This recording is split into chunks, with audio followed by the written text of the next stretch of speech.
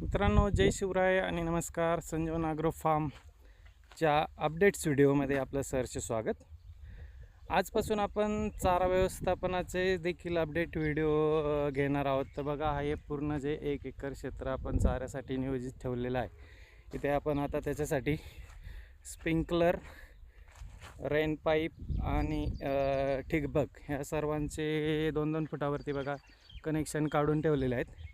त्याचबरोबर आता या पूर्ण क्षेत्र म्हणजे आपण पूर्वी याच्यामध्ये पिकं घेतलेली आहेत, पण आता चाऱ्याच्या दृष्टीने आपण काय केलेलं आहे, पूर्ण याची हवारी लेवल एकदम प्रॉपर काढलेली आहे. आणि आता बघा, याच्यामध्ये आपण जवळजवळ एक 8-9 ब्रास शेणखत देखील टाकले. बघा, सगळं शेणखत वगैरे आपण आता याच्यामध्ये पूर्ण टाकून घेतलेलं आहे. आणि आता आपण याला चांगलं खोलवरती फन्नी रोटरिंग आता पहिल्यांदाच आपण करणार आहोत. हे पहिल्यांदा म्हणजे आत्ताच, नंतर आपण हे पुन्हा नांगरणार नाही किंवा त्याला खोलवरती घेणार नाही.